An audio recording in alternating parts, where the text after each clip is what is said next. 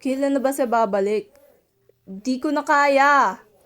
Oo, sa ganitong panahon, baka wala nang tinatawag na cyberspace na babalikan. Ang sapat na ay sapat na.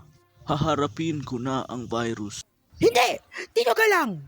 Bakit ba? Di ko kaya mamasdan sila na sirain ang tahanan natin. Dapat may magtigil sa kanya. At ang titigil ay ako.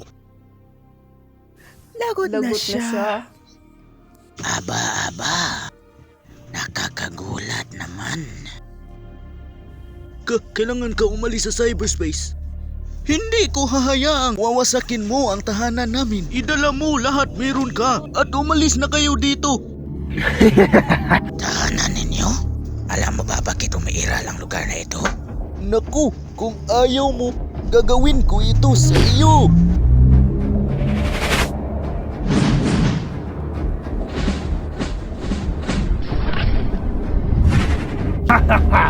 Matapang ka, hindi ako mangalangan sa away mo.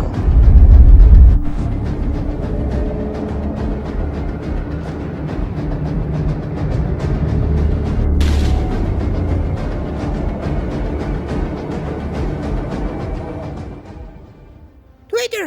Hindi!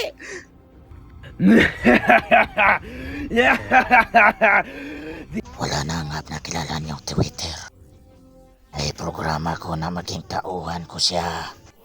At ngayon, parang bibigyan ko na siya ng bagong pangalan, di ba?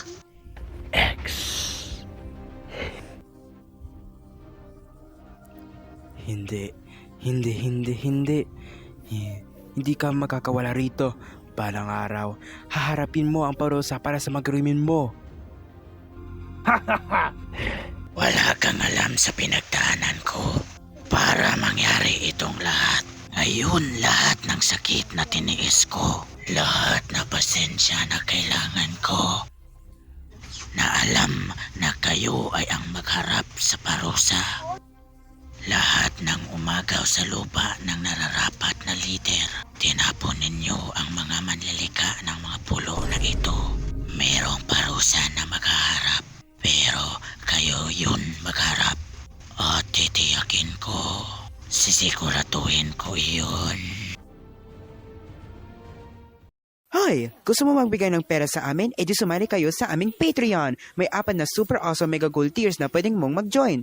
Bytes, kilobytes, megabytes, at gigabytes. Ang mga bibigay ng bytes ay ang Patreon-only updates, Q&A sa mga manlikha, at ang magpakailanan ng pasasalamat. Ang kilobytes ay ang byte perks kasama ng behind-the-scenes content. Ang megabytes naman ay ang kilobyte perks pero may mas maagang panonood sa mga video.